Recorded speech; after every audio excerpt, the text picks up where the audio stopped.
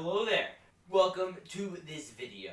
Now, for those of you who don't know, the day this video comes out, it will have been 1 year since the first Battle Pack. Now, I am going to talk a load about it, but first off, I want to do a quick review of the Battle Pack. So if you don't want to watch that, skip right on to this time marker. What is up, Republic Stud Squad? It is I, Logan, and today, welcome to set 75280, the 501st Legion Clone Troopers set, coming with 285 pieces, 6 minifigures ages 7 and up, and retailing for $30 US. First off, starting off on the box, we have a nice depiction of the planet of a Naxxus with a battle going on between the 501st Troopers and battle droids. On the back, we see this is a pop-in version of the battle pack, as where modern versions actually only have a taped version, which is a fun little fact. Here is yet another depiction of the sets with a battle droid surrendering, as well as some of the fun play features. Here are the 501st Legion Clone Trooper minifigures. Now, you will notice all these fun little details. First off, they have toe printing, they have leg printing, then you move up and they have, obviously, their torso printing, which you can get on merch, by the way. And then you also get some back printing, which is all fine and dandy. You have a beautiful helmet design, which could be better, could be worse, but I honestly could go either way. And there is the new head print, which is fantastic, or head mold and print. I think it looks absolutely beautiful for clones, and you get 3 of these boys in the set. One of which comes with this long DC-15, and these guys are extra long because they're modeled after the DC-15, which is super neat. Next up, we have the 501st Rocket Trooper. Now, this guy's pretty sick. He's similar to the previous 501st Trooper, except he comes with a different torso print. He should probably have more accurate leg printing, but that's no biggie. He does also have blue printed, or blue, color arms. He does come with a jetpack, and before we go into the helmet, I will show you his back printing, which has some nice blue printing back there, so if anyone wants to use that for something, that's what he's neat. He comes with a blue jetpack. He comes with the same head print as all the other clones, and then you move to the front to see his beautiful helmet, which is great for if you want to do custom, 5s or whatever character you like. The blue in the cheeks is certainly like, an original type of thing. There's also some red lines on the bottom there. Finally, we have one of the 2 B1 battle droids, and these guys are always going to be useful. They are perfect in possibly every way, and they are always nice additions to armies. Now, our first build is the 501st Walker. Now, these guys are sick. First off, they come with a beautiful feature in the back with 2 clips, one to hold these beautiful binoculars, which go right here, and another which can go right over here, which holds this beautiful long rifle. And then you can even bring this down if you want to collapse the set even further. There's actually a beautiful system for how this AT-RT works, and all you have to do is sit down this guy. He sits down just fine. You don't even need to manipulate the handles, but if for whatever reason you did, it is clipped in there nice and tightly, so that way you do not have to worry one bit about pulling it out of the build, and you just pull off your trooper, and it comes off just dandy. You also get a little control panel there, some stickers throughout the front. You even get a little stud shooter, so you can harass your 501st troopers.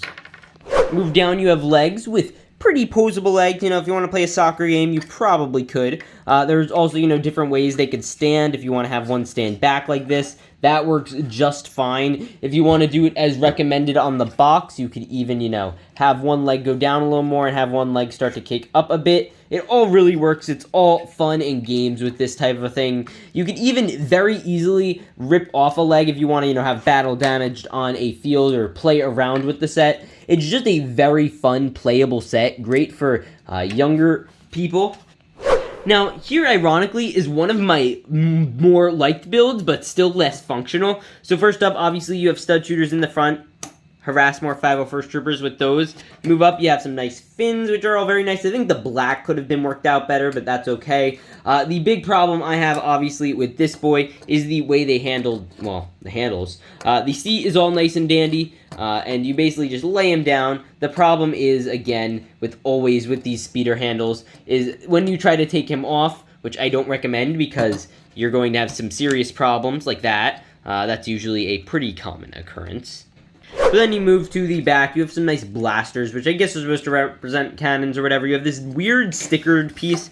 It's one of the most detailed sticker pieces, and it's very annoying when you keep rebuilding them and you keep having to do this sticker application. But other than that, it's a very nice build. Now is the section where I give my full thoughts on the set. Now, no matter how you put the set, it will no doubt go down as one of the most iconic LEGO Star Wars sets, right along there with some of the original Millennium Falcons, or the original clone Battle Packs and ATTs and Republic Gunship. It's just in that world now. That's just how it will be framed in the minds of people. It's going to be one of those iconic type sets, and, you know, there's no getting around that now. It obviously does seriously have its problems. Like, LEGO could have done a regular style battle pack with 4 clones and 4 figures instead of, you know, jacking up the price $15, throwing in an extra build and 2 battle droids. That was not necessary, LEGO. I think I would have preferred a $15 one, but this is still nice, and I think it's still awesome they did it. They just, you know, had to raise the price a ton. And for that, the reason may be, as some people have pointed out, they cannot release more than 2 figures in a set that are the same brand. I don't know if that's like an army building problem or they're just not allowed to. I don't know what's going on there, but I assume you can do more than 2 just because, you know, I feel like we've seen that in other recent sets. But anyway, for this set, I think I'm going to give it a 10 out of 10. Because for all its flaws, it is still a great set. I think the figures are all still fantastic. I think the AT-RT build is certainly more throwawayable than the other ones. There's no real value there. Nothing super exciting. And, you know, army building-wise, value-wise, it is fantastic. Especially in value next to even some of the best sets, like the Tatooine Trouble set. So yes, this 2020 set will go down as one of the best LEGO Star Wars sets in history. Let's get to the rest of the video. The 501st Battle Pack. Obviously a fantastic set, unlike any other. So 1 year ago today, it was officially announced, but I want to explain a tiny bit about how we got to that point.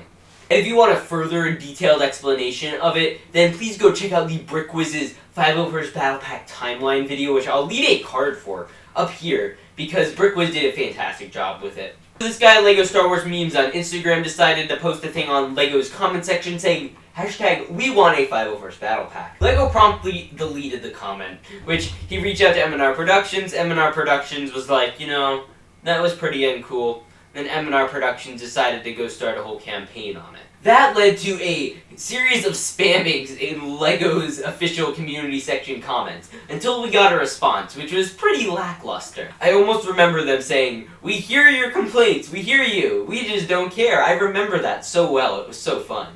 And then, after that, you know, some people commented, but it pretty much went away. We had no idea. We had no idea. And then, about 7 months later from when that came out, we got one glorious and beautiful tweet that blew up the internet and at least my phone. It was insane. I remember all the different group chats I was in that were blowing up. I remember like everyone you knew was sending you these. And at that time I only had like maybe 400 followers and maybe like 700-800 subscribers. I might have even just hit 1,000. And it was absolutely like fan-friggin-tastic. So that is the Battle Pack movement. Later they came out, it was an absolute mess to get those. I remember when I got my first ones. I got them on video. I didn't see it first on video. I saw it, obviously. I was handed it and I obviously had to look and I was like, whoa, that's really cool. And I remember recording the unboxing video. That was sick. And now I have bought in my lifetime over 75.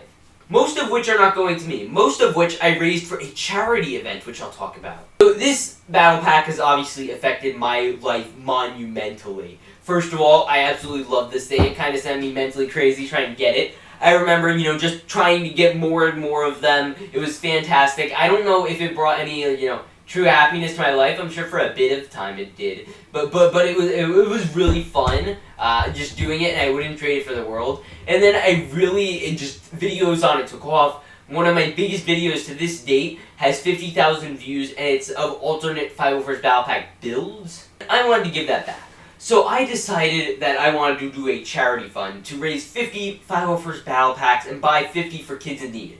And as of this moment, we have bought enough to where we have hit our goal. And we've raised enough money thanks to everyone who donated, which I will cover in a further video, because right now I sadly have come down with the virus, so I can't go out and give away the toys just yet, which is why I'm officially here to announce this is going to be my second to last 501st video that I ever do on this channel, except for that one over there where I donate them. This is pretty much it. Now obviously there will still be ones that like mocks, or like, you know, the backgrounds of video or everything, but they're not going to be a main highlight like they have been.